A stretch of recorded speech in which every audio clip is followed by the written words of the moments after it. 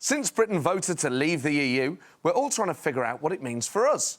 I'm joined now by Ian Moore, the author and writer of the full English Brexit blog and one of 1.2 million British expats living in Europe. Ladies and gentlemen, give it up for Ian Moore. Ian, welcome to Unspun. Thank you. How is Brexit affecting you personally? Quite a lot, obviously, but I'd argue the point that I'm not actually an expat. I'm more of an economic migrant, which apparently is worth. We moved to France because wine's a lot cheaper, for starters, and it was also the closest place to London I could actually afford to buy a house. So this is going to affect me a lot in terms of tax and health, and in particular travel, because I commute between France and the UK every week, and I don't know whether I'm allowed in one country or allowed to come back into another. It's all very confusing, like going to your favourite pub and not knowing if you're barred or going for a lock-in. It's quite a confusing thing, and so the negotiations are obviously vital for people like me, and thankfully we have Alexander Boris de Pfeffel Johnson in charge of the negotiation. So you've got total faith in our Foreign Secretary, then? He's a clever bloke, don't get me wrong, but I just look at him sometimes and think that the champagne corks are going off in his head when he should be concentrating. You know, images of schoolboys throwing mortarboards up into the air, shouting at the top of their voices, "What larks, Pip?" It's quite a worrying thing, and the whole thing about the negotiations are quite worrying because they seem to have started off quite aggressively. People are saying that what we should ask for out of Brexit is to say to Europe, look, we're leaving you, but we want to stay in the single market, we're not going to contribute any money, and we don't want anything to do with immigration, which is like going to your wife and saying, look, love, I want a divorce, but I still want to have sex occasionally. I'm not going to contribute to the mortgage and keep the kids away from me. It's just... it's a ludicrous standpoint. It really is. But you're talking about becoming a French national now. I mean, if you go full French, you'll miss out on our shiny new passports. So it's almost worth moving back for, isn't it?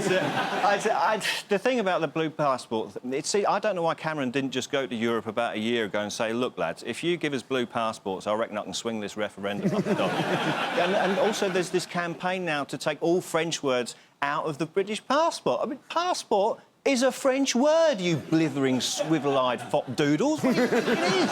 45% of the English language is French. You're going to take all that away as well? There's 60 million people in Britain. Half of them won't have a language. They'll be wandering around like Norman Collier impersonators. It's a ridiculous conceit. And the thing is, it's about purity as well, which I'm very uncomfortable with as an argument. People are saying, well, we don't want immigration because we don't want to see the English become a mongrel race. Yeah, heaven forbid our Anglo-Saxon, Roman, Celtic, Viking, Norman blood would ever be diluted.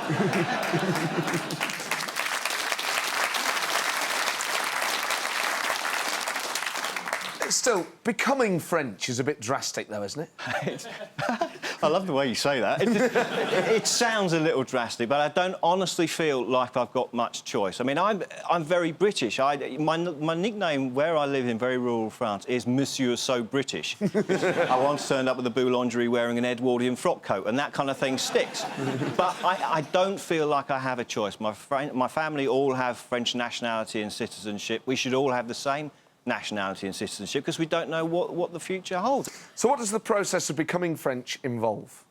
Well, I've done the application form. I've managed to download that, and there'll be a series of tests. There'll be like a cultural test, which test your knowledge of French culture, which I think will be fairly easy. That's just whistling along the Piaf and throwing the odd Sartre quote in. The history test in French might be difficult because all of my knowledge of French history comes from the English education system, and I think if I mention Waterloo and Agincourt too much, it might queer the deal over the passport.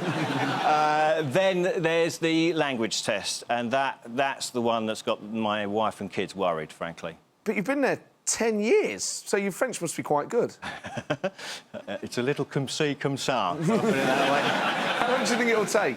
No idea. I've no idea. The French change their rules in bureaucratic circles every fortnight, so I have no idea what's going to happen. It's like Brexit itself. Nobody's got a clue, to be honest with you. But I'll give you a running commentary, probably in English, if that's OK with you. And my aim is that I'll have citizenship by the time of the general election in France in spring. That's what I want. I want to be able to vote in that. And I think there'll be a referendum in France sooner or later. And I want to do that as well, because I really love referendum politics. It's really sweet-natured. Merci, Ian. Merci à vous aussi. That was French. Huh? Ladies and gentlemen, Ian Moore. After the break, I'll be looking at what level of hell the Labour Party has descended into this week, and I'll be joined by my special guest, Anna Soubry.